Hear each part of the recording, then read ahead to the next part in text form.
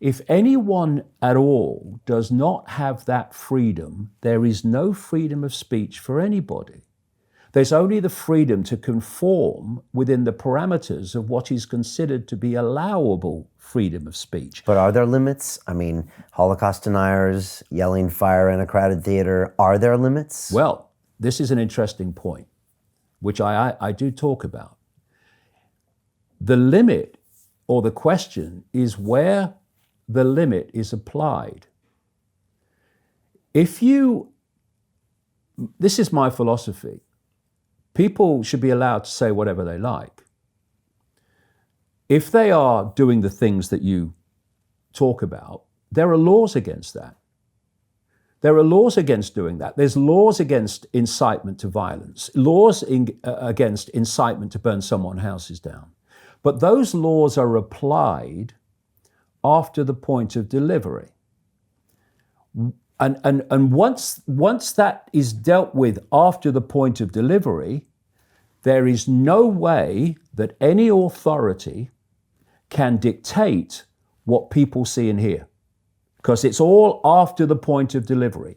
Once you start censoring before the point of delivery, through self-censorship, through algorithmic censorship, and through laws of various kinds, you are now entering very dangerous ground within which authorities now have the power to decide what people see and hear. And of course, that power is abused because they get more and more reasons to censor more and more things before the point of delivery. So you can start out by saying, we must stop people kind of recruiting for terrorism, okay? But again, you can deal with that after the point of delivery. And do you want to know where the people recruiting terrorists are or not? But that's not where it stops. Then you go, fake news.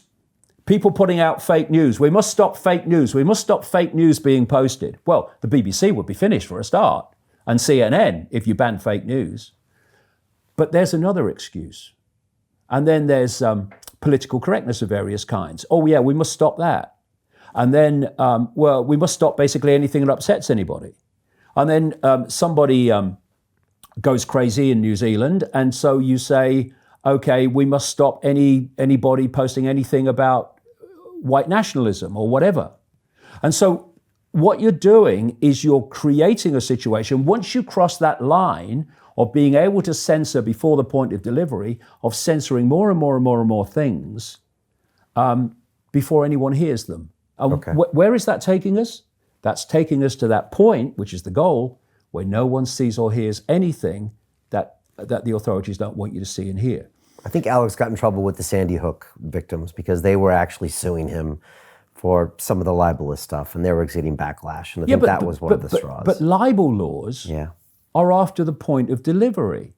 And I have no problem with, laws dealing with incitements to violence and all that. But it's after the point of delivery. This is such a key point, because once you go beyond that and you allow censorship before the point of delivery, well, now you're in a very dangerous ground. And that's where we are, and that's where we're moving. Right. What are algorithms in there for? They are specifically there to censor before the point of delivery. Or provide the most popular stuff to the people who want it.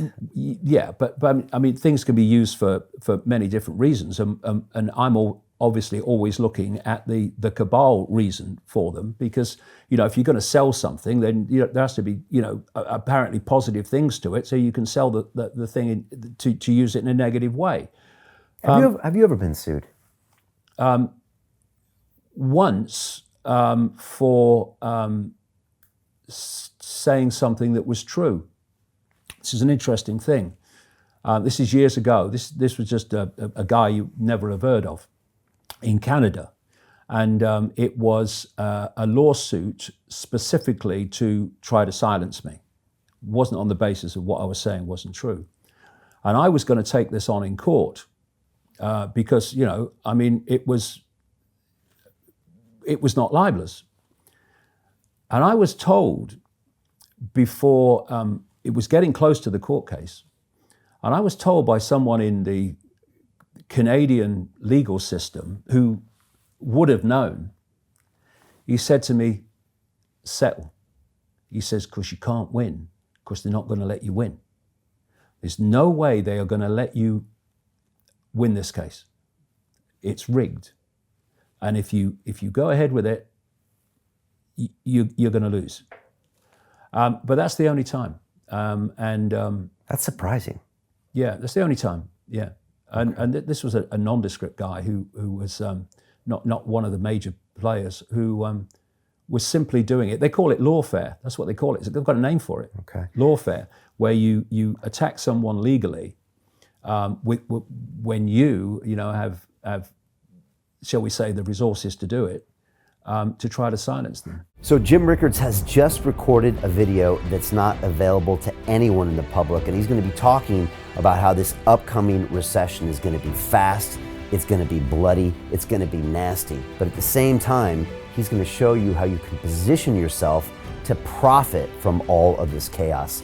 Now, we've made this video only available to our viewers. Go to londonreal.tv/Jim. Watch that immediately. I can't say enough good things about Jim Rickards. He understands the global economic system better than any guest I've ever had on London Real. His predictions are almost uncannily true, and you can learn how to profit from his vision, from his expertise, and his understanding of economics. So go to londonreal.tv/Jim or click the link below. It's an excellent, excellent look on what's going to happen in the future and how you can position yourself to profit from that. Jim is one of the best in the business, one of my favorite guests on London Real, and he's very, very good at predicting the future and showing us all to profit from it.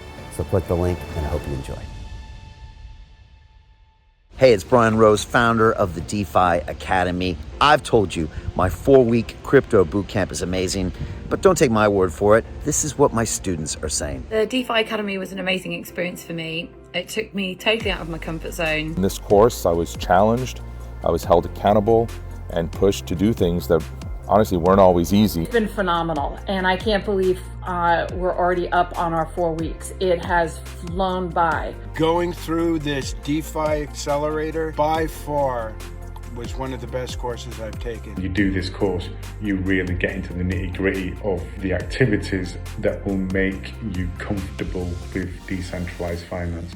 Thank you so much to Brian and everyone at London Real and the DeFi Academy for even putting together an amazing course like this. Anybody else that wants to do it, please sign up. It is well worth the money.